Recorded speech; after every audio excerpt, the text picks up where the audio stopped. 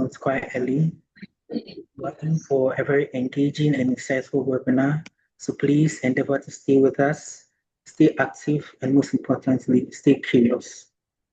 As you all know, SPE is the largest individual member organization serving engineers, scientists, managers, and energy professionals in the upstream oil and gas industry. Our mission is very clear. That is to connect the global community of energy professionals to exchange knowledge, innovate, and continuously improve our technical and professional competence, all in pursuit of a safe, secure, and sustainable energy future. This webinar aligns perfectly with our mission and with SPE's vision of empowering the global energy community to meet the world's energy needs responsibly. Now, everyone, before we dive fully into today's discussion, let us take a very short moment to watch a brief video that highlights the immense benefits of being an SPE member and also allow a few more participants to join us. Please enjoy the video.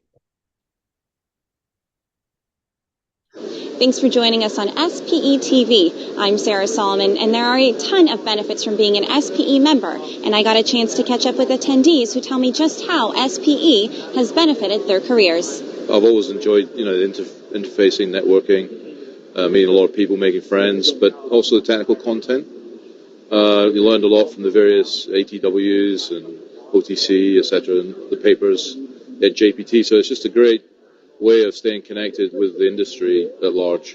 I've gotten to attend meetings which I find interesting and informative, and it might not be something that I'd normally see in my day-to-day work. Make the most out of your membership by collaborating with other SPE members online, access papers and publications, and make a difference by volunteering. And I have personally benefited greatly from it, benefited from volunteering to serve.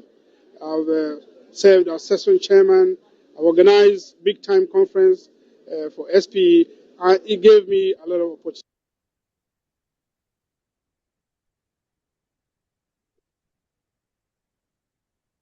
to network and to also acquire some experience in leadership. For one thing, the main manual I use in teaching my technical writing classes because I use it as a style guide, and I've got to tell you, the list of petroleum engineering terms in that manual is priceless. Whatever I have to pay for that, worth it. And SPE is actually one of the major sources of technology.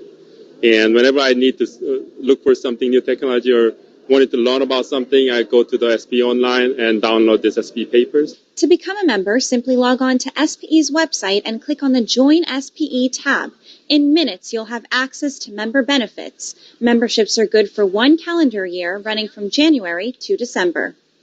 So there you have it. Now, don't forget to renew your membership so you can stay connected to all the latest technologies SPE has to offer and the thousands of E&P professionals around the world.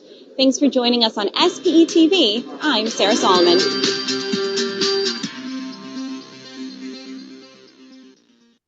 Thanks. Hello, everyone. We are back. Thank you all for watching that interesting video about the perks of being a member of the largest organization for professionals in the oil and gas industry. If that did remind you why you joined SPE or why you should renew your membership, and I suspect the rest of this webinar certainly will. Today's discussion will further elaborate on how SPE continues to offer real solutions to the people with energy, now and into the future. Our webinar today is titled Futureproofing SPE, a member-centric approach to growth and value. And now, before we go any further, let me see how truly honored we are to have the SPE International CEO and Executive Vice President, Mr. Simon Seaton, with us today. Sir, we deeply appreciate your time, especially you joining us at 9 a.m. Houston time and your unwavering willingness to engage directly with SPE members. That means a great deal to us. In fact, I would like to remind everyone of Mr. Seaton's own words during his visit to Ghana for the G8 Prize 2024 last year. He said, and I quote, "If you are not an active SPE member, we hope by the end of this meeting, you'll be a full member and we can say Akwaba to you." So I look forward to seeing Akwaba to every non-SPE member on this call today.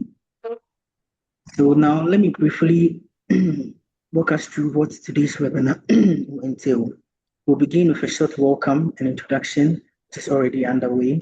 We'll then cover a few house rules and SPE's start reminders. After that, We'll then move into our icebreaker, my most exciting part of the webinar, which is titled My SPE Experience. This will be followed by an opening address from our YP chairperson.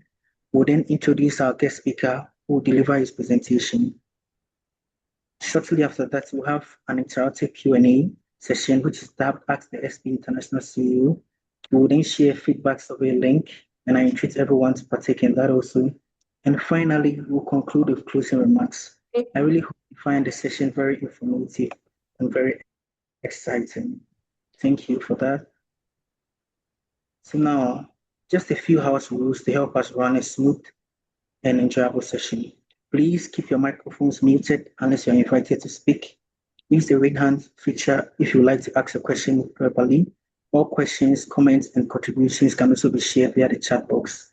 I encourage everyone to comply with these guidelines so we can have a seamless and enriching webinar. Now, with safety being a core value in the oil and gas industry and also one of the paramount values at SPE, let's quickly look at a few workplace safety reminders. Please maintain a correct sitting posture as shown on your screen. Endeavor to take regular breaks to avoid fatigue and burnouts. Never take shortcuts on standard operating procedures, especially for those who work on the field. And also remain aware of your surroundings. Even in a virtual meeting like this one, safety still matters. It is imperative and we can't do without it in our industry. Now, with that out of the way, let's move to one of the most exciting parts of today's webinar, that is the icebreaker. This session, as I said earlier, is tabbed My SPE Experience. We'll hear from a few distinguished members of the SPE Ghana session as they share how SPE has impacted their careers, leadership journey, and professional growth. I also encourage everyone else to share their SPE experiences in the chat. If time permits, I'll read a few of them out. So first, I'd like to invite Mr. James Alutilkine, our very own program chairperson for the SPE Ghana section. So James, the floor is yours, please, to briefly tell us how SPE has impacted your career and personal life.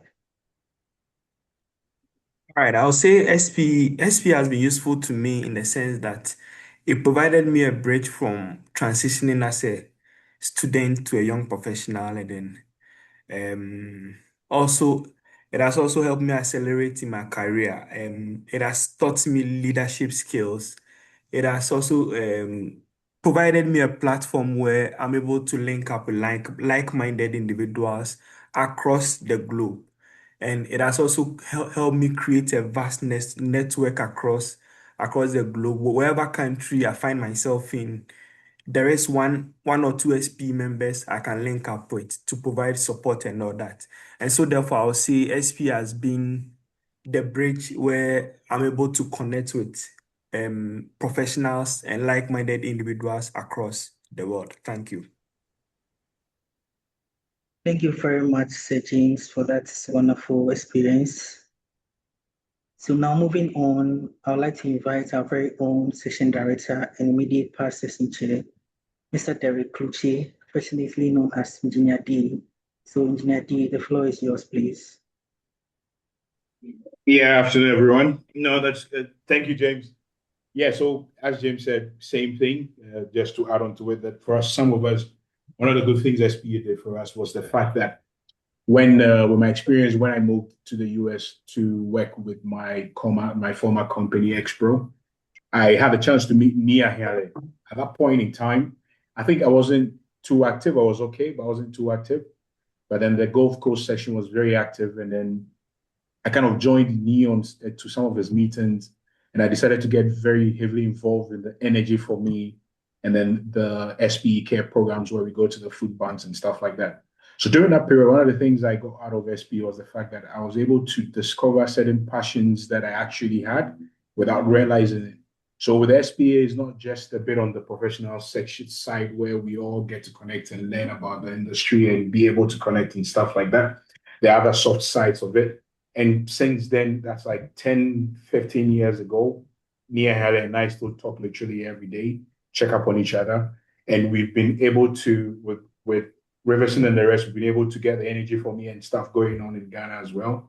So the passion to discover that it's actually something you're excited about and you love doing was very good. So it's not just on the professional side, there are other soft sides of it as well, which helps to be able to discover some of the things that you really love to do, but then don't find the place to be able to express it and show it.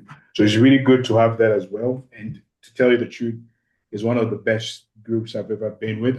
It's like a family to me. Literally, all the people we still interact with are more like family now. And then I'm very, very proud of it. So for the new people who are now coming in and getting the hang of things and all that, just be patient with time. You find like-minded people along the line. You can connect with them as things goes on. And then as we keep developing in our careers and in our lives as well, you find out that SP goes just beyond the organization. It's more like a family. And that's it from my side. Thank you very much, Engineer D, for that wonderful experience. For someone I always look up to and hoping to fill your shoes one day. So moving forward, I would like to invite Ms. Ama Osapon. She's an exploration team lead and asset coordinator at DNI Ghana. Now, a fun fact about Ama is that she was Miss Malaika Ghana in 2010. So she's a beauty pageant winner. That is a true example of beauty with brains in the oil and gas sector and also in SPE. So, Ms. Ama, if you're on the call, please, the floor is yours. We would love to hear your experience. Hi, good afternoon, everyone. Hope you're having a Good wonderful afternoon. Friday. So, my experience with SPE, obviously, it has been a good one. I'm still a member, and it started about 4 years ago. I met Riverson, and obviously, Riverson pulled me in. I became the deputy for DNI, and that's where I believe a lot of active participation went on. It's an opportunity to serve, as Derek mentioned, and when you have this opportunity, it's one that you shouldn't take it lightly. Um, Being part of the DNI committee, it showed me how to be more intentional about women in the industry, because that's where I find myself, obviously in a male dominated space. And so, how best, if not to give back to the industry that I am in? So, I would just like to encourage the women who, or the young ladies and women who are on the call, that this is the opportunity to serve, network as well, build connections. You never know where you may find your next big move. So it's important that we are able to support one another. That's what I would say. In a nutshell, SP has been a great experience. I think in 2022 or 2023, if I'm not wrong, we went to Nigeria to do the NICE and the energy debates, and then we also won. So that was a great experience, great learning experience, exposure as well to different countries and what they are doing within the SPE network. So thank you very much for the opportunity to share. Thank you very much, Ms. Sama. That was a wonderful experience. Probably sometime later, we'll talk about how you're able to transition from just the beauty pageant to a big brain in the oil and gas sector. Thank you once again. So next is Ms. Shina Uswansa. She is a member of the SB International Diversity and Inclusion Standing Committee and an advisory board member of SB Ghana section.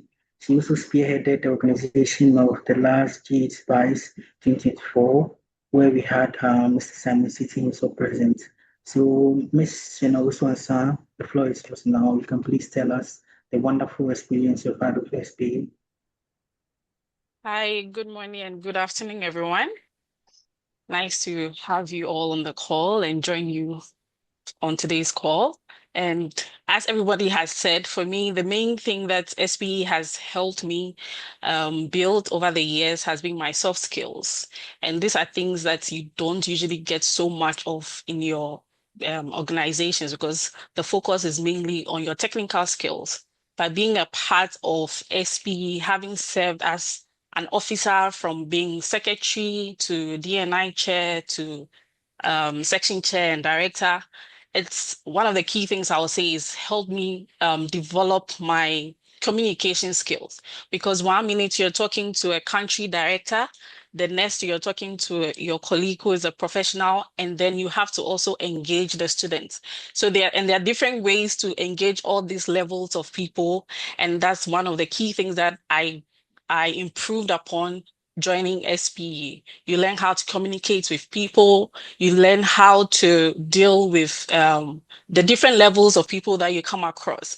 And so that's one of the key things I will encourage all the students and the professionals, not just to be a member, but try as much as possible to be to take on officer roles, and then also, if possible, join committees, because these are the ways that you can improve upon your soft skills, just like all the other speakers have said. Thank you very much.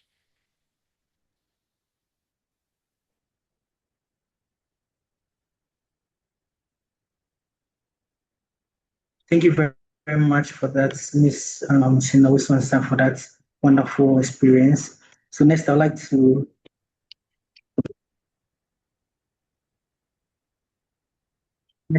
call Engineer Celestina Yabakisi. She's an advisory board member of SPE Ghana section to also share her wonderful experience with SPE with us. Engineer Cel, if you're on the call, the floor is yours, please. Okay. Hello, everyone, and I'm happy to be on this call with the rest of the team. It's been an exciting experience with Society of Petroleum Engineers. My path has been quite theoretical. I was introduced to the SPE by Henry Mom. When I was presented, I was hosting my company at a conference back in 2011. That was with Baker Hughes then. So I registered with Society of Petroleum Engineers online at the time, was not so active, but sometime in 2015, I got wind of the fact that SPE was actually coming to have a conference in Ghana.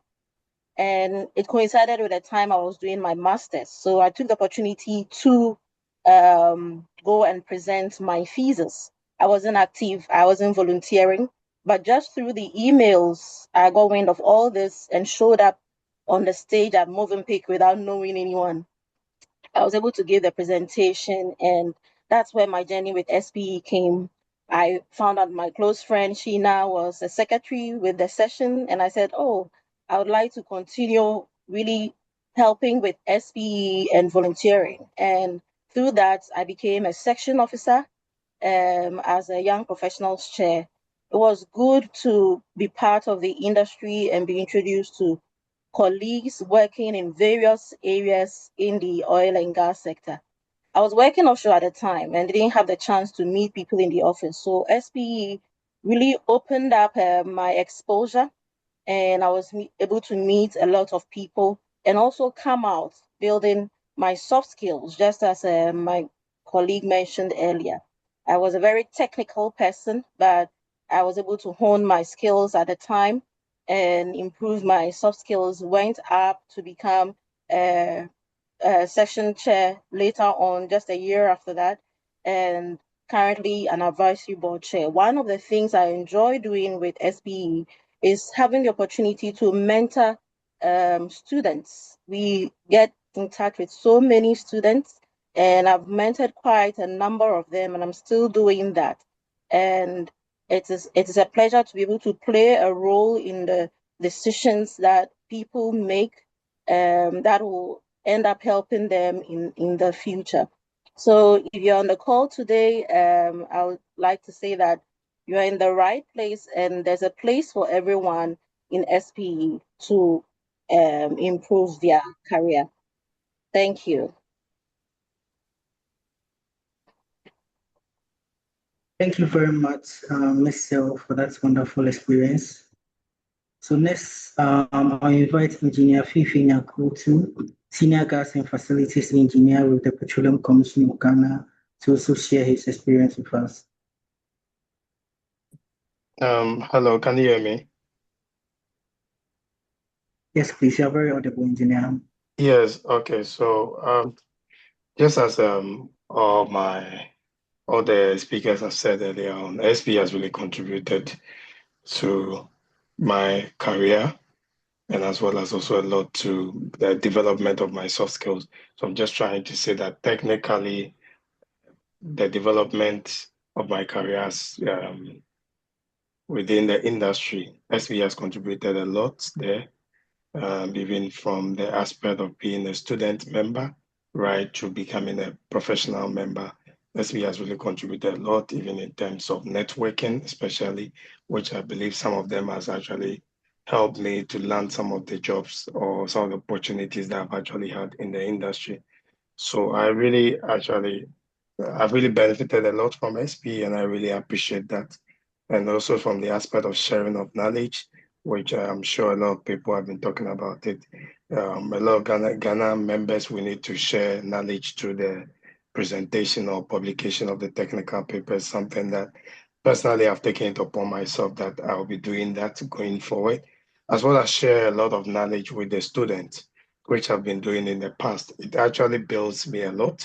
It builds my presentation skills and other soft skills that I have, as well as the leadership opportunities that I've had to actually undertake within SP has really contributed to me. So that's great. That's all I can say for now. All right, thank you very much, Engineer Fee, and for taking time to join us from offshore. Really appreciate.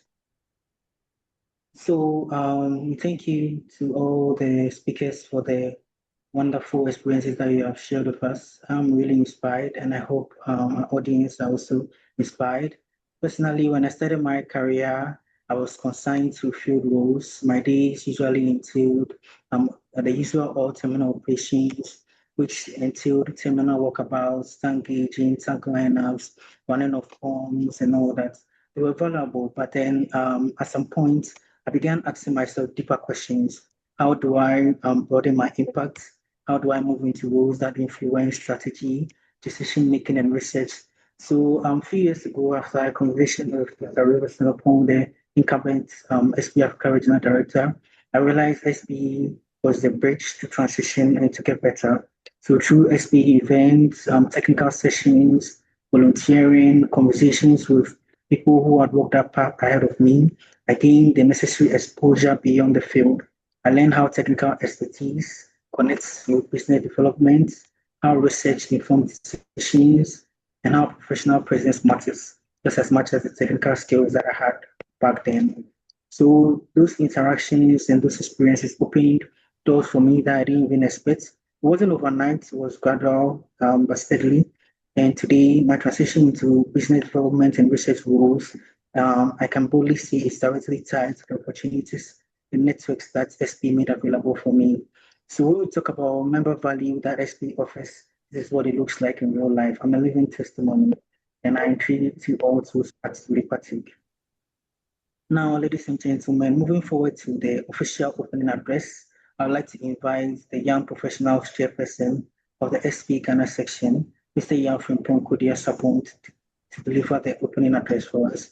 Mr. Yan Sapong, the floor is yours. Kindly, let's hear from you, please. Thank you very much, Daniel. First off, I'd like to acknowledge the presence of our brothers and sisters from Kenya section and some selected Nigerian sections. We're really grateful for you supporting. And also our regional director, he's on the call as well. We just want to say thank you for making time to make this particular engagement. So I go into my opening address. So good afternoon, ladies and gentlemen, all guest members of the SPE community. On behalf of Ghana section, it is a privilege to welcome you to this special engagement with Simon Seaton. Today's conversation is indeed timely and necessary because the energy industry is evolving rapidly, and so too must the institutions and organizations that support its professionals. As technology advances, disciplines converge and career paths become less linear, and professional organizations like ours must continuously re-examine how they deliver value, relevance, and connection to its members. And that's where SP's strength lies, not just in programming or publications, but in the people and in the connection that we have. Just earlier today, I had the opportunity to engage with Adam Broshik from SPE London section. There was no formal introduction, no elaborate collaboration. He just happened to be in Ghana for a session with GMPC and just contacted me because of SPE. That single interaction reflects something important. SPE is not just an organization, but a global professional network that works in real time across borders, disciplines, and different career stages. That is the future we are here to discuss today, a society that continues to connect talent, share insight, and create opportunities simply by virtue of belonging. I always say this is the easiest professional membership body you can get assigned to without writing an exam. So imagine no ACCA, no professional engineer course, nothing, and you're just a member because you've opted to join. Today's theme, Futureproofing SPE, a member-centric approach to growth and value, invites us to all reflect on how SPE can strengthen its connections, remain relevant to an expanding definition of energy professionals, and empower local sections, particularly in emerging regions like Africa, to thrive and lead. This session also gives us the opportunity to hear directly from SPI, the leadership on strategic direction and how the society is going to go in the future. And that's important for sustainability as well as direction for us as members. As we begin, I really encourage everyone to engage thoughtfully and constructively, because this is not just a briefing session, but it's a shared conversation about what we all care about, energy professionals within the energy space. We're grateful to Mr. Seaton for joining us and his willingness to engage openly with our section. And with that, I would warmly welcome all of you to today's engagement. Let's explore how we can collectively future-proof SPE through connection, relevance, and value. Thank you very much and enjoy the session. Thank you very much for that wonderful address, Mr. Yafun. So before introducing our guest speaker, let's briefly highlight what the background and objectives of today's webinar are. The session will highlight how SPE is positioning itself for the years ahead and how it continues to offer practical solutions to the people in energy. Our guest speaker will elaborate on key financial and industry trends, recent board decisions, and show how these decisions shape SPE's events, programs, and priorities. Participants will gain a clearer understanding of how SPE is strengthening member value, streamlining operations, and ensuring long-term financial health, while adapting its offerings to meet the evolving needs of members and the wider industry. Now, ladies and gentlemen, we have arrived at the central moment of today's webinar. It is my distinct honor to introduce Mr. Simon Seaton, the Chief Executive Officer and Executive Vice President of SPE International. As CEO, Mr. Seaton is responsible for overall leadership and management of SPE. He works closely with the Board of Directors and senior staff to define strategy, set priorities, and guide the society's programs and policies across the globe. He leads a truly international organization overseeing offices in Dallas, Houston, Calgary, Kuala Lumpur, and Dubai, ensuring SPE's mission is carried out consistently worldwide. Before joining SPE, Mr. Seaton served as CEO for Energy and Resources Worldwide as Sodexo, and he worked across Houston, Singapore, and Dubai. Earlier in his career, he spent 22 years with Halliburton, holding a wide range of technical, commercial, and executive roles in Aberdeen, Houston, and Nigeria, including Country Vice President, Managing Director for the United Kingdom, and Senior Director for Deepwater Solutions. Interestingly, he's a chemist by training, a graduate of Cardiff University, and began his career as a drilling fluids engineer. Personally, I believe this is proof that many journeys in energy begin in the lab or field and lead to global leadership. Mr. Seaton has been an SPE member for over 25 years. I think he was an SPE member way before I was born, and it's an honor to meet him. He has authored more than 20 technical papers, and in 2021, he completed the Global Energy Leadership Program at Rice University. He's originally from the UK, and he currently resides in Houston. It is truly an honor to have him with us today. Ladies and gentlemen, please join me in welcoming Mr. Simon Seaton as you present on Futureproofing SPE, a member-centric approach to growth and value. Sir Seaton, the floor is yours, please. All right. Well, thank you, Daniel, for that introduction. Can you see my screen and can you hear me? Those are my first two questions. You can see your screen and you're very audible, sir. All right. Very good. So it's an absolute pleasure to talk to you today on the topic of future-proofing SPE. And there was a lot of ground Daniel asked me to cover regarding the financial situations, regarding the direction that SPE is taking, along obviously with the support and guidance of the board, and a little bit about how we're trying to focus on our membership. So I'm going to try and cover as much of that as I can in the time allotted, but I also know that there's going to be some questions, and I want to try and get a little bit of time at the end for the questions as well. So I think the introduction you heard was long enough and boring enough that I won't spend too much more time on it. As Daniel said, I joined the career out of university, worked as a drilling fluids engineer, and then from then had the type of career that many people in our industry have enjoyed, which is the opportunity to travel, to see different parts of the world, to build networks and friendships and communications all around the world. And SPE was a big part of that. I did come to it a little bit late. There was no SPE student chapter at my university. We didn't have a petroleum engineering. We had a lot of mining engineering and geology, which is why Halliburton recruited on campus, but they didn't have petroleum engineering, so we didn't have a chapter. So I didn't discover SPE until I was working for Halliburton, and I was at ATCE in 1996 in Dallas, working in the Halliburton booth. And that was really my first opportunity to meet SPE people, to join SPE. And I've tried to stay active in the organization throughout my career. So next year will be my 30th year as a member.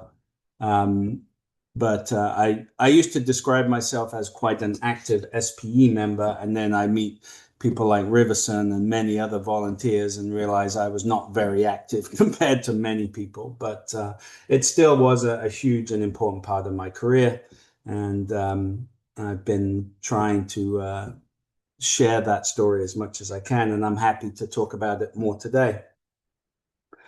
I'm going to move quite quickly through some of these slides. They are quite dense, but the recording is understand, so you can go back and look. And I will also, like I say, I'm more than happy if you want to reach out and ask questions. So a starting point, where are we today?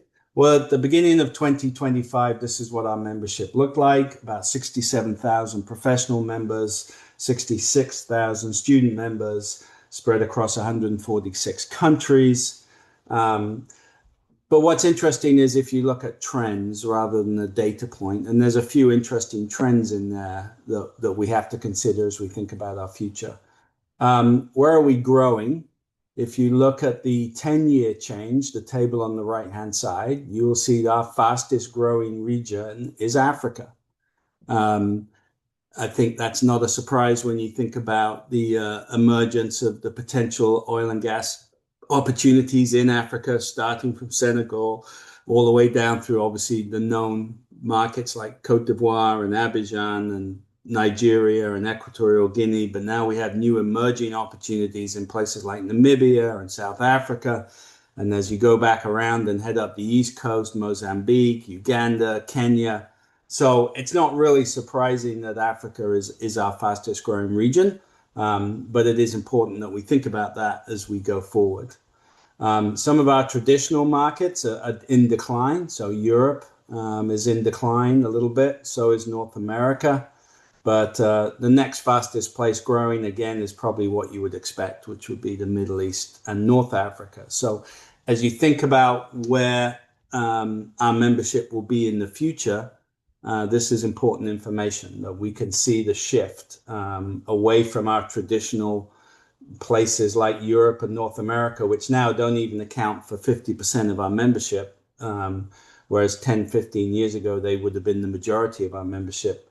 Our membership is now growing, and majority sits outside of North America and Europe and sits in Asia Pacific, Middle East, North Africa, Latin America, and Russia.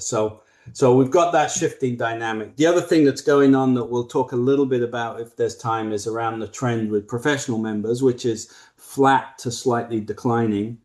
I think we will end up this year of 2025 at about 64,000 members. So a slight decline. If you've been following all of the things that have been happening in the US around restructuring and layoffs and all of those things, probably not a huge surprise.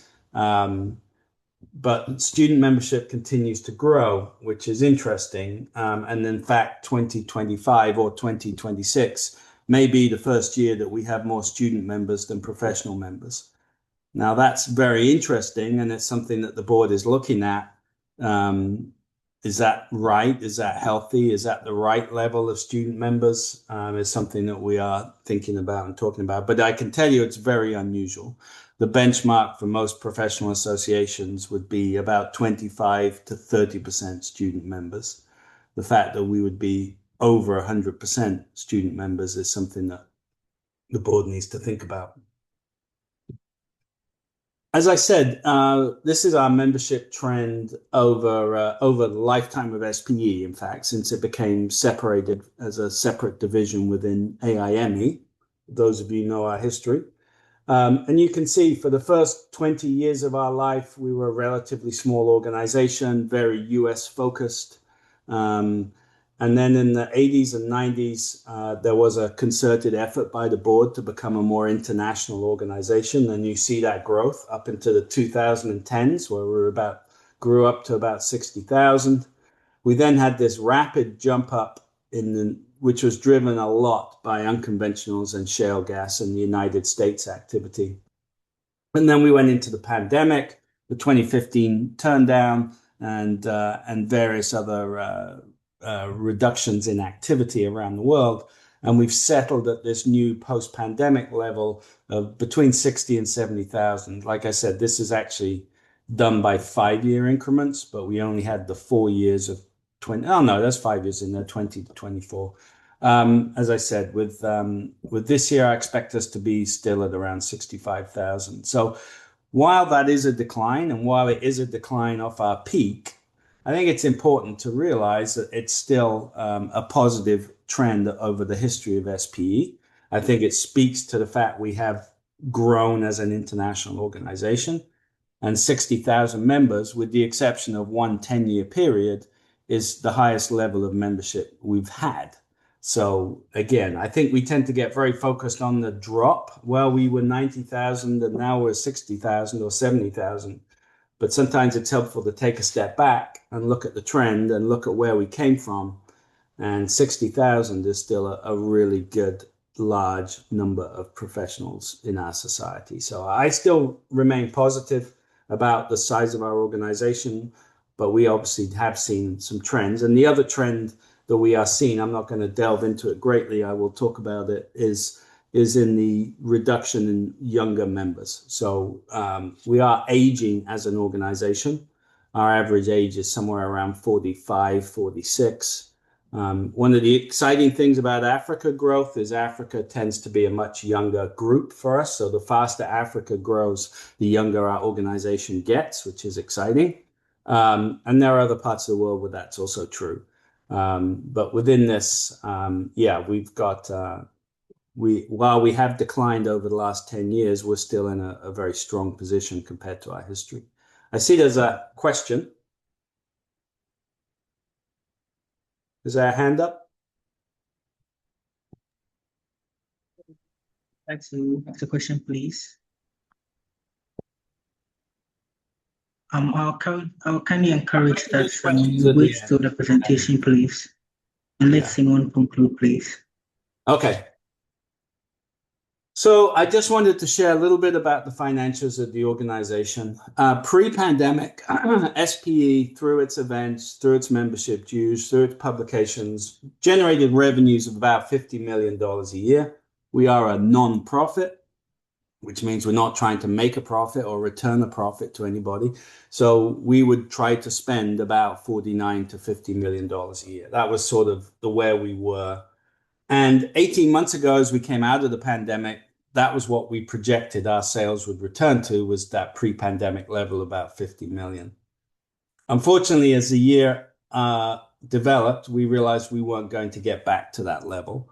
And we're actually generating revenues of about 45 million. And you're all smart enough to know that if we're spending 49 million, but only bringing in 45 million, there's only so long that we can do that.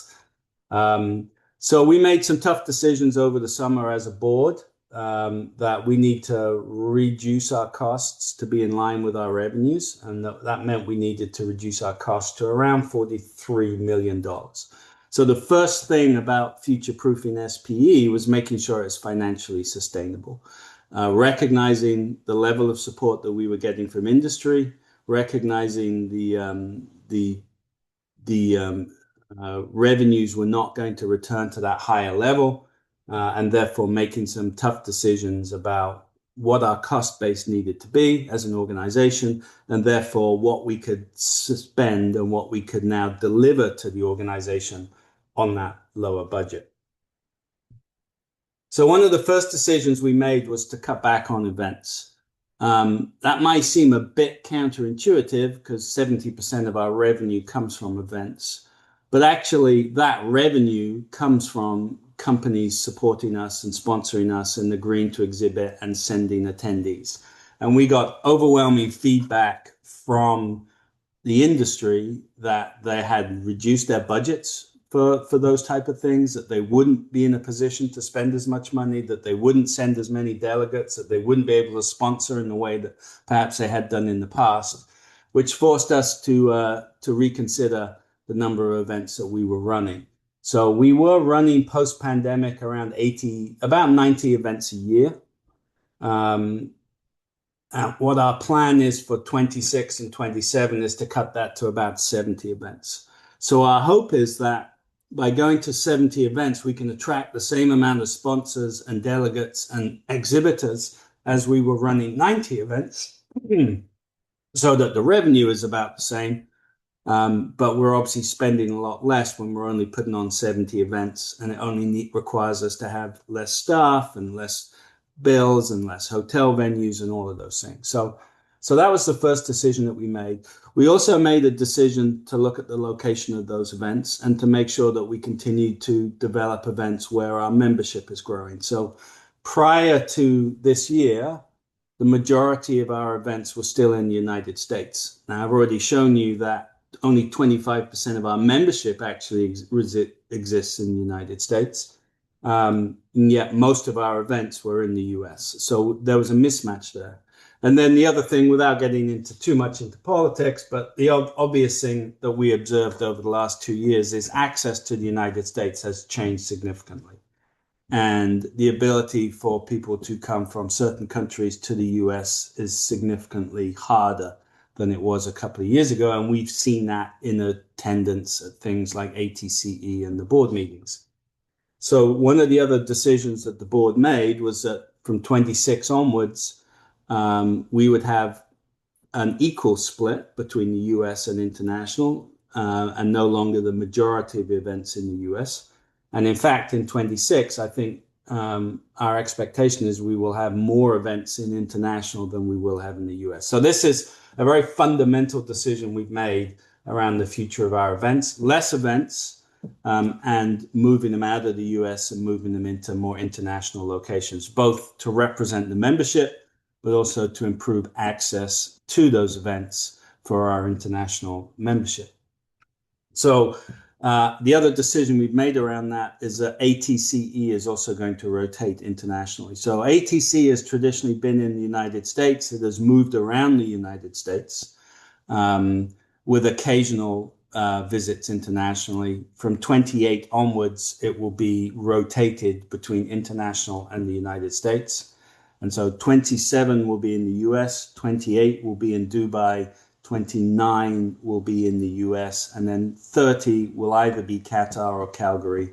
But again, it will move outside of of the US. So on the event side, some very specific changes around reflecting our change in membership and also managing our budget more effectively. Let me start here. Those of you remember in 2024, we did do a very in-depth member value survey. That was very deliberate. When I arrived in 23 and asked for information on what we had about what members value and what was important to members, we didn't have very good data, in my opinion.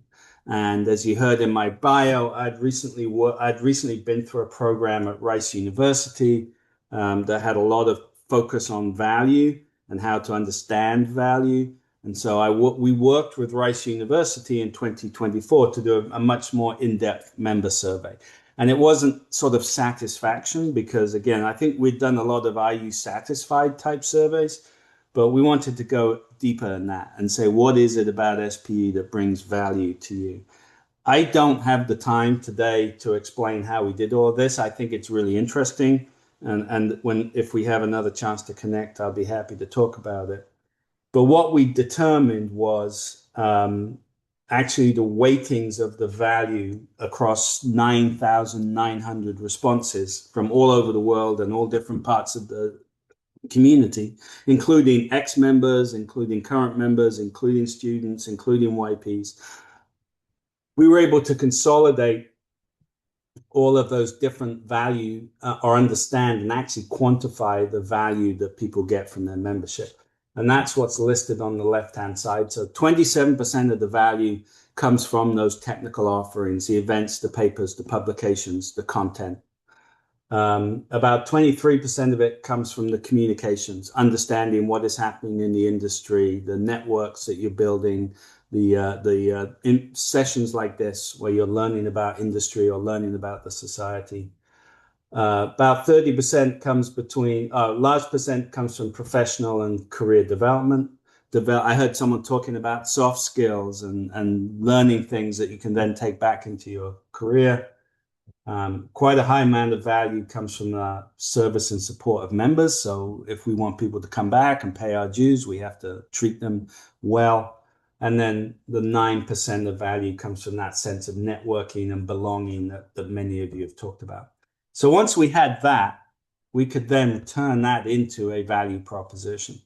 And on the right-hand side of the screen is that value proposition. So this is a data-driven value proposition that we leveraged a little bit. You'll see the words solutions, people, and energy in there as well to tie it back to the tagline. So this is something that we developed last year, the board approved, and that this is going to be the core of our messaging going forward. And hopefully we'll start developing tools that sections can use and members can use to recruit.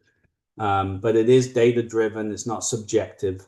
It's not my opinion on why people. It's the opinion of 9,900 members who completed the survey. And it is about professional growth, a sense of network and community, and access to the content and the events.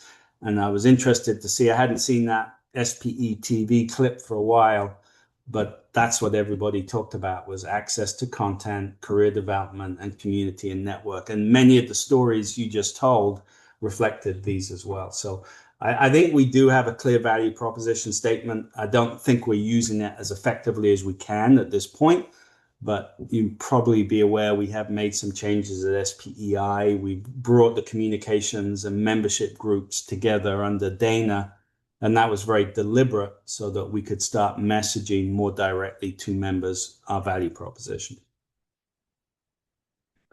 We also, in the same survey, I'm going to come back to that last one. We also, in the same survey, asked you to look at all of our different programs and offers and give us feedback on those. At the time in 2024, it was about understanding which of the programs that give the most value to our membership. But obviously, as we came back to 25 and found ourselves in a position where we were going to have to restructure and make some changes, because of budgets, it was really useful information to have because it allowed us to understand what is it that's really important to membership and what are the areas that are less important, and that if we had to cut, that we knew that would have the least impact. All of these programs are good. All of these programs have a role. But the reality is we were in a position where we had to make choices and we needed data to help make those choices. We had a mechanism for doing that, which again, I don't think we got time to cover today. But what we did identify was that the program split into two categories. There were programs that clearly had an impact on membership value. And actually, the way that we did it, we could rank them. And these are the ones on the left-hand side. So the things that had the most impact on member value are things like the JPT, the awards, the website, our events, our technical sections, our DL programs, the training, sections and chapters, webinars like today, and things like petroleum engineering certification. Now, on the other side are things that may be important to individuals, may be important to subsets of communities or constituencies, but across the board had much less impact on member value. And so as we've been reshaping our programs and as we've been deciding where we needed to make some changes and some cuts, you can imagine that we've been looking more on the right-hand side. And some of these things have already gone from SPEI. So PetroWiki we closed last year. The competency management tool we closed last year. We are changing the mentoring platform when that runs out this year because we did not see consistent value and use there. And we are revisiting some things like the Energy for Me program. How can we make that more impactful? And obviously within our student programs, we've made some changes as well. And I'll talk briefly about those. I think, a lot of people were surprised when they saw young professional programs come up on this list. I can't explain that. Definitively, I can only tell you that's the data said. I would put it down to 2 or 3 things. Firstly, the demographics. We don't have as many YPs as we would like. So if you think about it, 9,000 people answered and none of them are YPs, you're not going to get a strong response in that space. The second thing is I think that my understanding is, or my observation is, I'll put it that way, is that YPs don't join SPE to be part of YP programs. They join SPE because of the same reasons other people join: the technical content, the awards, the events, the training programs, the networking, all of the things that we've talked about. They don't join for YP specific programs. Now, we do need to encourage YP participation. We do need to bring YPs into our organization, and we do need some programs that will encourage that. But I think it's about understanding that overall we need to have our attention in the right areas. And again, our core programs are what most people come to the organization for. So anything on the right doesn't mean we're automatically not going to do it anymore. It just, as we make decisions, we have to think about where can we have the most impact and where do we have the lowest impact. I saw a number of questions about our role in the future, and I think the timing of that was good because the board this summer also made a fairly clear position on that. And I'll share that with you here. Basically, in order to position SPE for the future, we decided to talk about our activities in 3 areas. So the first one is core. So that's our classic oil and gas exploration and production, both conventional and unconventional reservoirs. And going beyond production, it includes some of the traditional things we've always done, like underground gas storage. We've got an area around low carbon, which is about the reduction of carbon within our traditional operations. So, how do we decarbonize our operations? How do we reduce the amount of carbon that our industry creates and puts into the atmosphere? And that also goes into the area like carbon capture and underground storage. So we have that low carbon category. And then finally, we have new energy. But for us in SPE, I think we want to be clear that we don't believe that we are a great place at this point for wind people to come to our events or solar people to come to our events. That may change in the future. But for now, recognizing that new energy for us is particularly related to things like geothermal, where we have a highly transferable skill set, where the extraction of heat from the ground is the goal, in the same way that in in our traditional businesses, the extraction of oil or gas from the ground. So certainly geothermal, certainly when we get into things like accessing critical minerals through underground waters or brines, that's an activity that has started in the United States. There's a couple of rigs now drilling for access to brines that contain critical minerals. And then this is where also things like hydrogen and hydrogen underground storage may also fit into SPE's world. So we've tried to provide guidelines. This isn't a mandate. It's not, if it's not doesn't fit on here, we won't talk about it. But what we did want to do is try to align SPE's focus areas, and these are the categories that we came up with for that. And in the future, we'll be able to look at things like how many events did we do around core versus how many events we did around new energy versus how many papers were published on these different topics, and start to get a sense of our trend. And are we moving faster towards these different energy mix, or are we actually really still doing the same thing that we always did? But we just maybe talk about some of these topics a bit more. But in reality, our revenue and our support and our membership is still focused on the core. And that's useful data to have as we get into the inevitable conversation at some point about the name and the brand and all of those things. I don't think we have enough data at this point to make any decision about that. And I'm very anxious that we don't rush into a decision around branding or naming when we don't have data. If we are a society of 67,000 professionals and 65,000 of them work in oil and gas, then I think we're probably okay to call ourselves a society of petroleum engineers, even if most people are not actually petroleum engineers. If we're an organization that over time has got a lot more focus on a much broader range of topics, I think that's an opportunity to have a conversation about what's the right name for our organization. But this to me was an important first step, was classifying what we're doing and starting to quantify how much activity in each of these areas. As I said, I think there's some other things I wanted to share with you that are going on. As I said, we've taken the member value assessment that we did in 2024, and we're using that data in a variety of ways to finalize our value proposition, as well as to make sure that we focus on and fund those programs that are the most important to our members. We will kick off in 2026 a strategic plan review. We had a plan from 2023. It was post-pandemic, and it was there was a lot of unknowns in that plan. I think we've got a lot clearer picture now. As I talked about, we had assumed after the pandemic we would go back to our pre-pandemic level of $50 million a year. We never did that. There's some other assumptions in there that look like we need to revisit. And then the other comment I'd make about our 23 strategic plan is it was written in 2022. And it contains no mention at all of AI. So if you can imagine any organization that has a strategic plan as of right now that doesn't have AI in there, it's probably an outdated plan. So we've got a little bit of work to do to refresh that. We're going to continue to develop our global brand identity around the new tagline where it makes sense. I did get a couple of questions at ATCE about, well, does that mean we don't use Society of Petroleum Engineers anymore? And I said, no, absolutely not. If that's what you want to use, you are free to use it.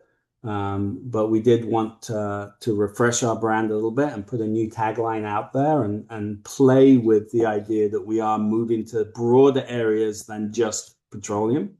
But it's not a name change, it's just a branding. And if it's not something you as a section or as an event they want to use, they do not have to use it. And we continue to call ourselves the Society of Petroleum Engineers.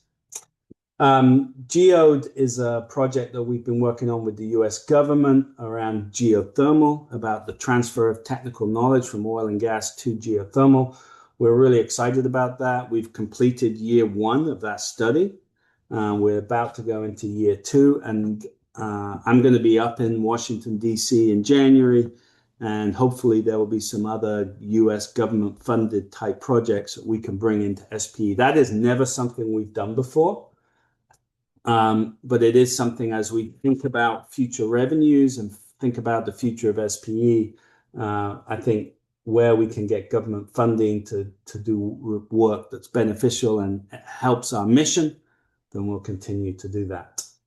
And then finally, energy LLM or AI innovation. So I will talk a little bit more about that on another slide, but we're very focused on that in 2026. I did just want to point out this annual report from AIME. I did mention that SPE came out of AIME, the American Institute of Mining Engineers, in 1957. And 100 years ago, we were still part of AIME. And while we were looking at the budgets and the changes and the restructuring, and realized, look, we're just going to have to make some choices, and we can't do everything that we want to do. But we can, and that's just unfortunate, but that's the reality. We found this old AIME report, which was kind of interesting because it says very plainly, there are frequent and urgent calls that we take on new activity. Many of these are important and our members are interested, but further expansion with our limited means is impractical. Well, that's a very similar scenario that we find ourselves in today. There are so many things we could do. There are so many things we would like to do, but we are limited today by our revenues and what we're able to bring in. We have not satisfied all our members in respect to our activities, and there are a great many members feel their interests have been slighted. And I am sure there are people out there today who feel slighted that we have pulled back on a couple of programs, that we are no longer doing some things like the PetroWiki that we used to do. Unfortunately, as it's said here, and the same is true 100 years later, the only way they can be met is through vigorous solicitation and expanded publications. And the last line is critical, the cost of which the average member is unwilling to meet. I would add to that now, the industry is unwilling to meet, because so much of at this time, most of the revenue did come from membership dues. Now, most of our revenue comes from things like sponsorships and exhibitors and attendees at events. And if the industry is unwilling to support at a higher level, then we need to be realistic about what we can achieve. So in some things, things never change and history repeats itself. And this is a good example of that. I'm going to talk very briefly about the energy large language model. Again, I could do a whole presentation on this. This was something that came out of the conversation with Aramco in 2023 at ATCE. In 2024 and early 2025, they built a large language model based on content that came out of OnePetro. We've been testing it and piloting it, and we have a few companies who are looking at licensing it for their internal use. I think we have 6 or 7 companies right now doing some kind of assessment of the large language model. The goal will be, once we've established revenue from those companies for licenses, that we will then create a site that will give access to members. Exactly how that's going to work, will it be part of your membership dues? Will you pay an additional subscription for access to it? Will depend a little bit on how good the tool is, how good the answers are, how many of you would have access through your companies that license it. There's lots to work through, but it's an important project. And as I said, it's a bit of a glaring gap in our current strategy document that we don't talk about AI. And we've also got opportunities with AI to do other things within the organization around things like customer experience. So right now, if you have an issue with your dues or your membership or an event registration, we have 10, 12 people who answer a phone call and answer an email and resolve those issues for you. How much of that could be done with AI, with bots, like a lot of companies are doing now, and even things like simple navigation around the website, finding things that you're looking for. All of those things could be improved. And OnePetro itself could also be improved by some agentic type of interaction. So there's a lot going to happen there, but this is the first step. And then finally, I didn't want you all to leave on a negative note. So this is the SPE income. And you're going to say, well, you said we lost $5 million. That is operationally, as well as our operational income. SPE has a reserve. We have about $35 million of money that over the year was built up when we had these positive years back in the early 2000s and then again in the mid-teen 2000s. So when we had excess money, that was put into reserve. Those reserves stand at about 35 million today. Those reserves make money in the market. They're all invested. So while we have operational losses, we do get income from our reserves. So you can see that our low point was obviously 21, 22, 23, where we were losing, even with investment, $5 to $7 million a year. We've been on a hard program of trying to reduce costs for the last 2 years. And in addition, we've had good years in the market. So the last 18 months, we did actually, with investment income, make money. So we have got ourselves for the first time since 2019 back into the black when including investment income. But the board and I are focused on our operation. We can't rely on the market. The market is sometimes going to go down as well. So we need to get our operational income back to break even as well, so that we're not reliant. And then as the market grows, we will rebuild our reserves rather than continue to use them. So I ran a little bit long, Daniel. We started a bit later than I thought. So hopefully that wasn't too much for everybody. And I'm happy to answer any questions.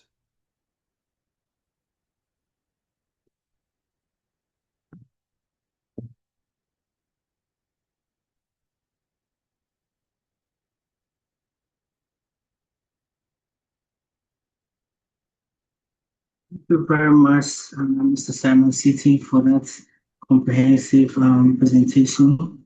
We have really learned a lot about the current state of SPE and key trends in SPE, i.e. The significant increment in the student membership, and then also the stark reality where we need to cut off some of the events that we used to do post-COVID around 90, so about 70 to accommodate costs. And also, more interestingly, some of the key projects like the LLM with Aramco, and also the exciting future of SPE with AI.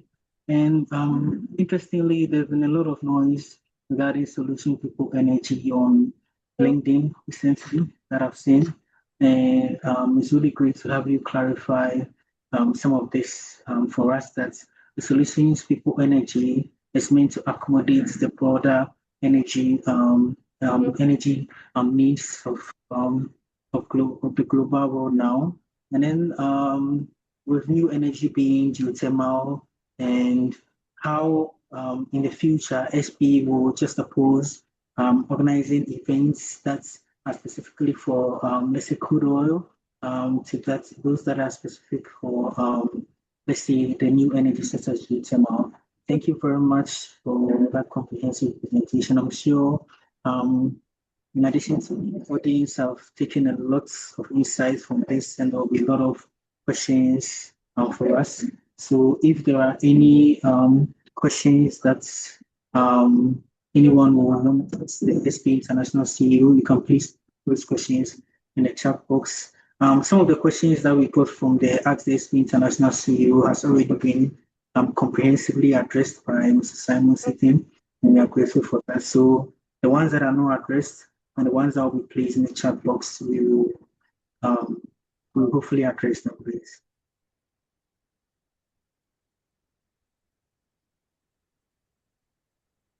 Yeah, I don't see the questions, Daniel, if there are any in the chat. So are there some in the chat? See it. Oh, well, I see Sarah's hand is up. Hello, Sarah.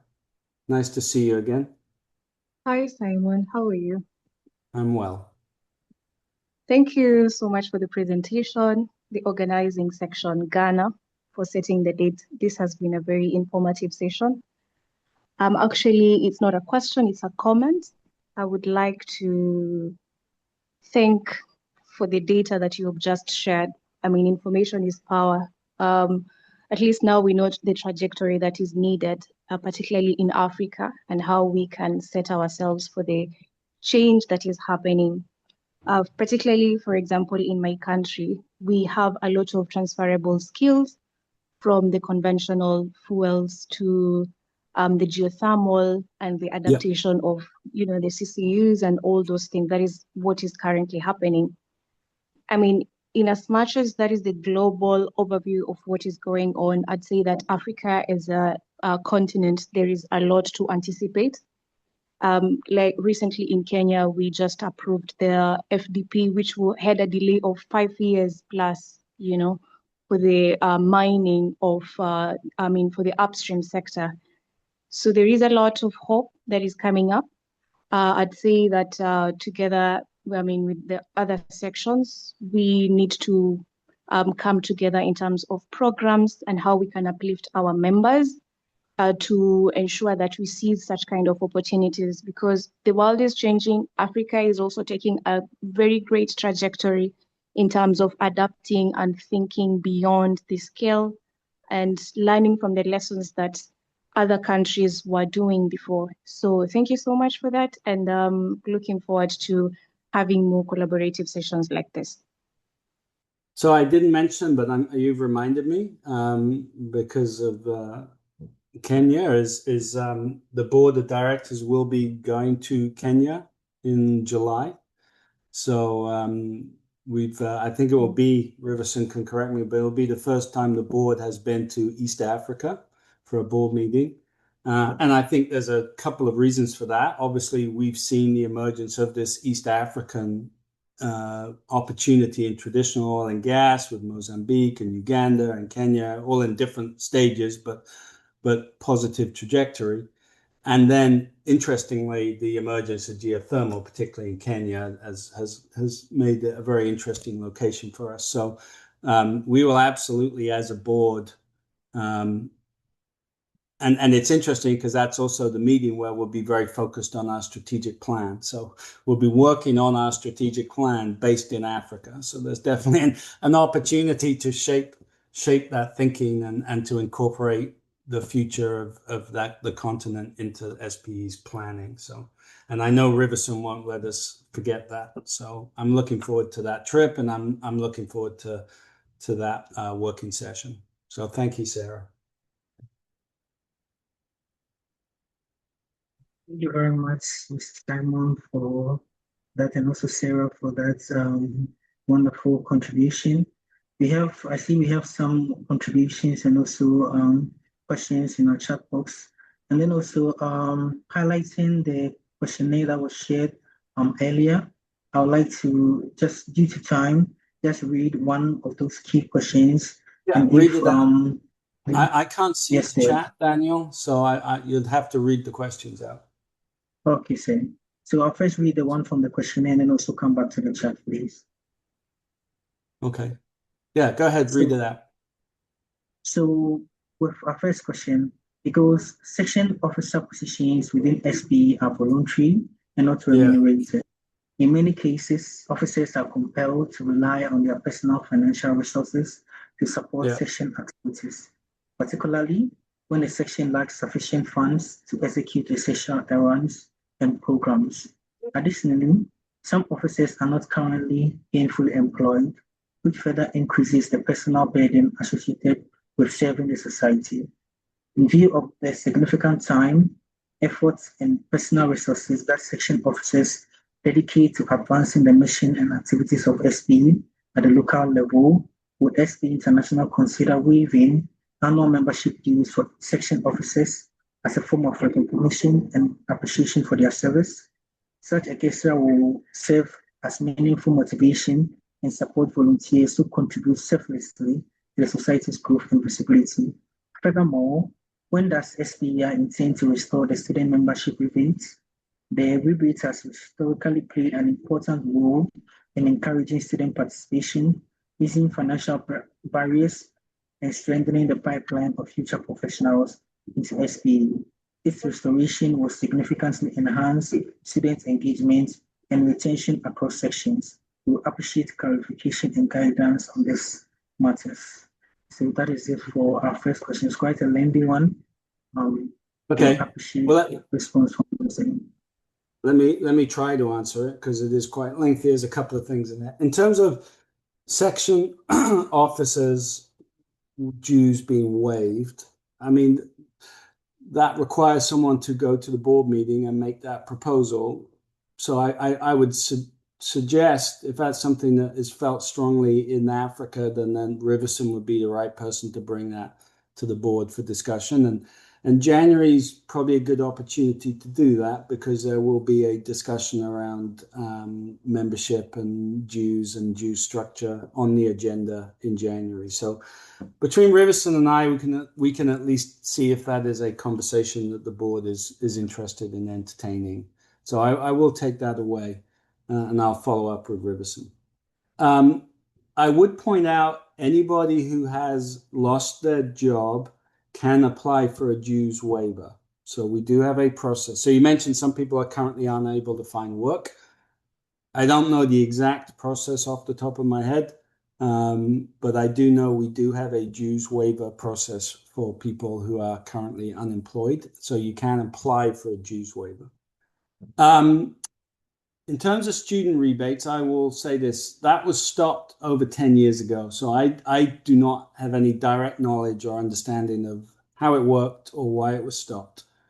I will say the feeling at the time was those funds were not always used appropriately. I'm just going to leave it at that. We give a bunch of students money.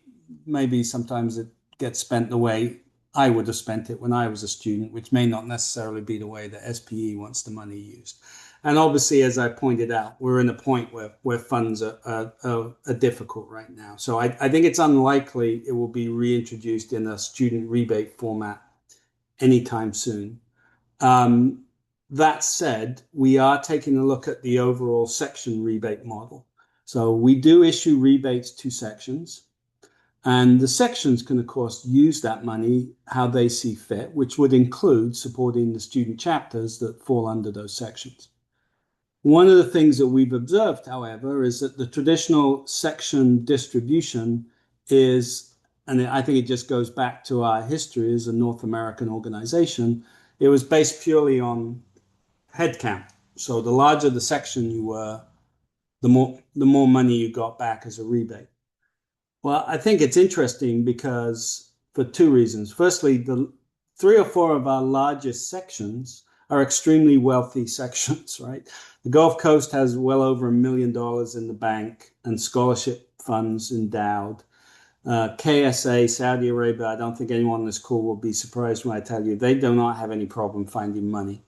There's a couple others. Aberdeen, Calgary has a large amount of money. Aberdeen makes its own money through its own events. So why are we sending most of the money to sections that already have large amounts of money? So one of the things I proposed is that we need to rethink the overall section rebate model. And again, a few $100s going to a section in Oklahoma is pretty meaningless. I know a few $100s going to a section in Africa or Asia can make a real difference.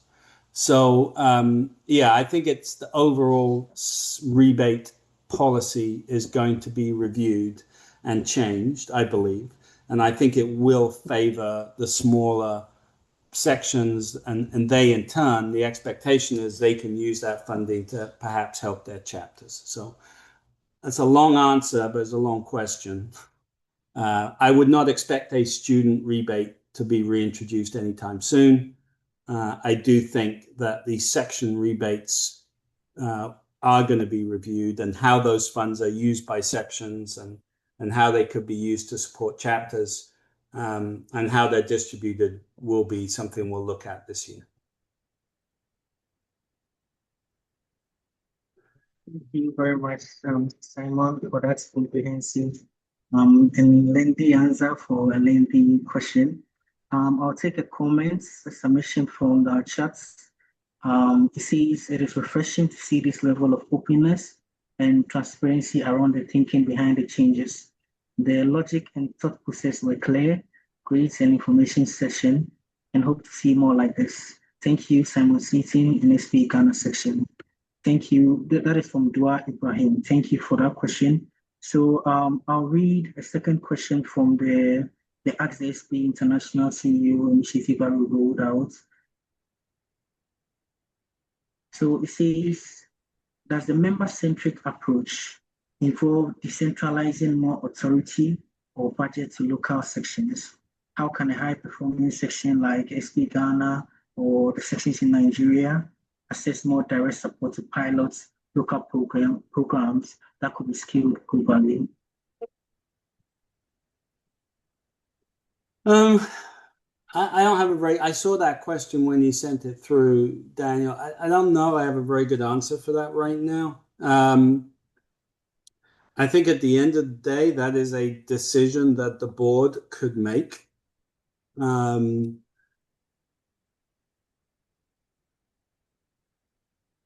I think you would, I don't, it's a really interesting question. It isn't part of our current thinking. I would answer it like that. But there is potential, I think, to explore some of those ideas. I think the idea that we collaborate more is something I am pushing. I think traditionally there's been a bit of a gap between the sections and the section activities and SPEI activities. I would like to see less of a gap. I'd like to see more alignment. I'd like to see more collaboration. Whether that's on events or whether that is in programs or whether that is in funding. I don't know how we will do that at this point, but I made a note of the question. I think it's an interesting idea. For me, it sort of makes sense. So it's something we should have a think about, but I don't have a very good answer right now. I think what we do have to protect is our global brand, our global identity, our global standards, our global mission.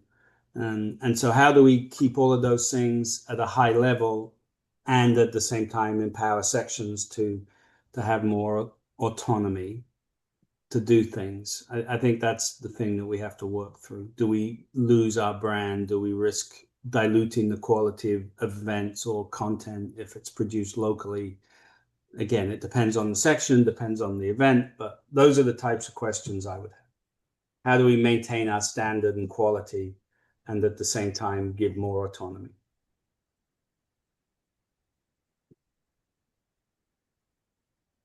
Mr. Simon, thank you very much for transparency and then also for elaborating on discussions or considerations being made regarding the section rebates and also your clarity regarding the rebate for the students. So I'll pick one question from the chat. It says, are there plans to increase student access to industry-grade software data or certifications through SPE? I think this might be connected to the LLM initiative with Aramco. Could you say it again, Daniel? I didn't quite catch it. Are there plans to increase student access to industry-grade software, data, or certifications through SPE? And I was saying, I think this might be linked to the AI technology, the LLM with Aramco. You could please throw some light on that. So that is the one that we are focused on now, is how to get access to that tool for our membership, whether that's student membership or professional membership across the board. How do we give people access to that? Anyone who knows about AI knows it takes a lot of computing power and hosting costs to run a large live AI chatbot and large language model. Costs in the region of, and the numbers change all the time, and fortunately are getting less all the time. But we would estimate to have a site up and running that membership or students could log on to would cost us $250,000 a year, maybe more, maybe less, but that level of investment. So that would mean we would have to pull that money out of something else, or we would have to find ways to cover that cost, whether it's through subscriptions for paying members. So if you want it, you have to pay an extra $10 or $15 or $20 a year, which again is not going to be feasible for a lot of students. Or we need to get industry to pay us enough license fees that we can fund it. So that is what we're currently doing, is trying to raise money from industry to fund access. If we can't do that, we'll look at whether dues is an option, or a subscription like a ChatGPT subscription where you just pay a limited amount per month. But again, I'm very, very conscious of the fact what's a limited amount in Europe or a limited amount of perceived limited amount of money in Europe or North America is a lot of money to someone in Africa, and especially to a student in Africa. So I think we need to be realistic about that. But yeah, I think we're trying to find ways to fund it and to make it available at I'm sure at some level we will. And if we have to, because it is important, like I said, then we may have to pull funding from another program or another area in order to fund it. But it is important that we give people access to these tools. And that's a big goal of mine for next year, is that we have something up and running that people can use. Very much for that, Mr. Simon. I think that is comprehensive enough, and it's really intriguing to know that plans are underway to offer immense benefits to SPE students. So a final question, and then we proceed from the Q&A session. That would be, if you consider yourself as a young professional in SPE right now, looking at the status quo and the trends currently, what would you advise or what would your admonishments be to enable a young professional to make tremendous impact in SPE and the energy sector currently?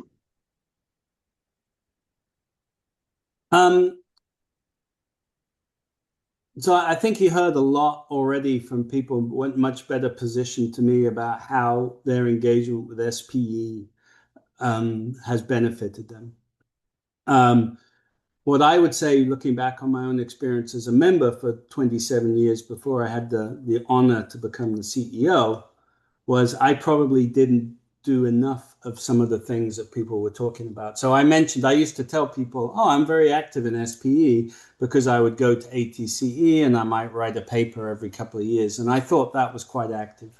The reality is what I've realized is real activity looks like what you and other officers are doing, donating your time and energy into being on committees, to helping run events, to helping set up webinars. And I think SPE is a classic example of you get out of it what you put into it. And so what I would tell a YP is joining's great and we're glad you've joined, but participate as well. And be willing to put your hand up and sit on a committee and participate in the day-to-day.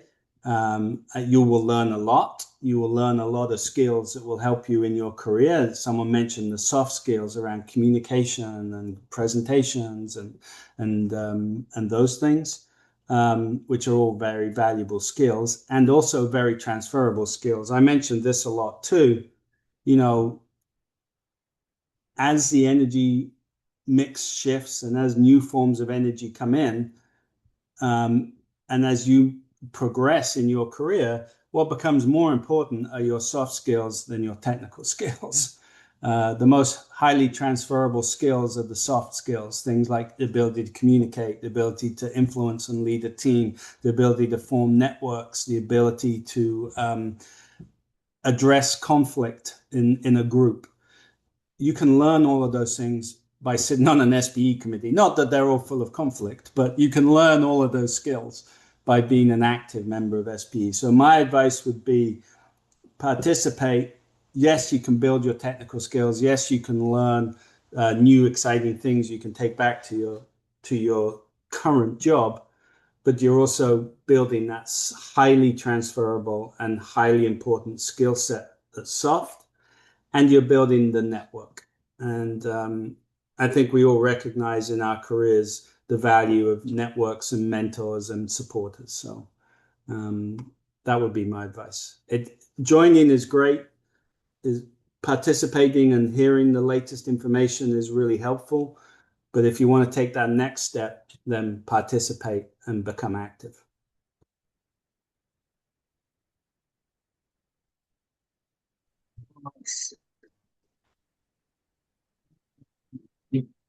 response. Key takeaways as a young professional, you need to show up, you need to be willing to participate, raise your hands up, and take up key responsibilities. Because SPE offers a growth enabling environment for you to gain more requisite skills to excel and to thrive in a dynamic industry as ours. Thank you very much for that wonderful response. So we'll now proceed to the next session, the next agenda on our session.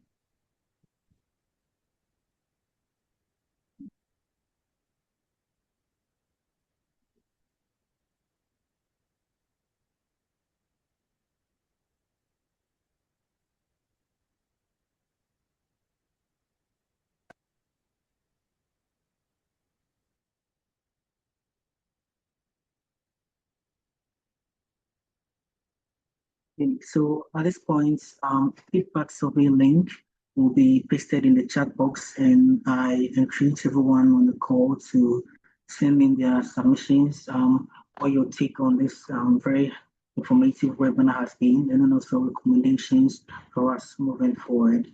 So we'll now get to another major part of the session, which is to elaborate on the need for you to join or renew SPE. So as you can see displayed clearly on your screen, it's highlighted the key procedures that you need to go through to become a fully registered SPE member.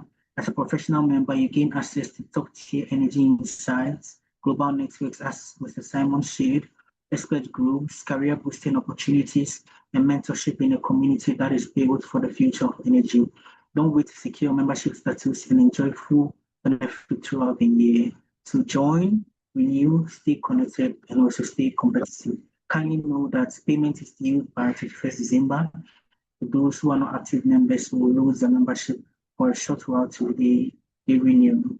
Thank you very much. I'll proceed to the next agenda. So now to climax the webinar for us is our very own section chairperson, Associate Professor Richard Morin, chairperson for the SPE Ghana section. So Prof, please, if you are still on the call, we'll be honored if you could climax the event and then also share the closing remarks for us, please. Yeah, thank you so much, Daniel. This was very, very educative. I think the key takeaway for me is the need for us to join SPE and not just joining, participating and becoming an active member. For whatever you put into SPE, you'll definitely get it back later. We thank the galaxy of professionals who were able to join the call and also share their experiences with us. Benefits for joining SPE, the impact SPE has been able to make in their professional lives. That was wonderful. And also, let me quickly appreciate our colleagues who joined from other chapters outside Ghana. Sarah, thank you so much for joining. I think I also saw some few people from Nigeria. Thank you so much for joining as well. Then our special guests, our very CEO, Simon. Thank you so much for sharing with us all the details in terms of membership, the state of SPEI. I'm very happy about the conversation about support a bit. It has been a challenge for some of the younger chapters trying to get the needed support to really run several programs. I guess when the funding is not there, you are tempted to usually do more of webinars. But I believe that we can be doing more than that, having more physical meetings as well, so that we create the physical bond as well. So I'm happy you also call for if R&D could be engaged so that hopefully next year some of these concerns could be tabled at the international level. So I'm also very grateful to see the positive aspect of let me say our finances as positive, and that alone is also very encouraging. So we hope to see more of that across other chapters. I think there are lots of things that we can learn to make sure that we break even and even leave some reserves behind for others to also build on that. On this note, we also want to quickly mention that next year, BICE is coming on from the 18th, 19th, we'll have the main event. And we are inviting everybody to join us for BICE. And I know that Mr. Sitin will be there himself.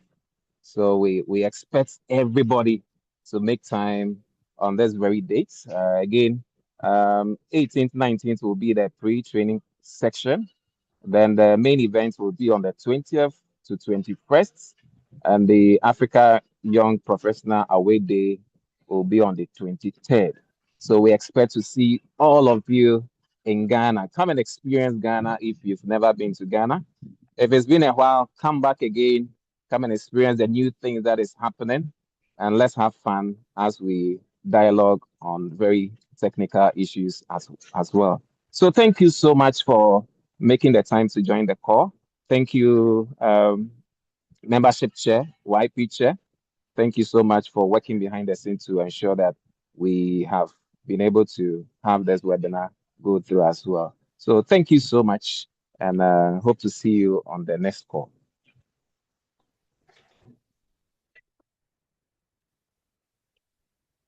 Very much for that wonderful comments and also remarks, Associate Professor Richard Gamori, the Fatikable Section Chair, the Captain of Section Chief. We are optimistic that come next year, we will make tremendous impact through the G8 prize. So thank you once again to our special guest of honor, Mr. Simon Seaton. We are really grateful that you took time out of your busy schedule to spend time to us today and to speak to members of the SP Ghana session and then also the Africa region as a whole. Thank you all for joining. Enjoy the rest of the evening.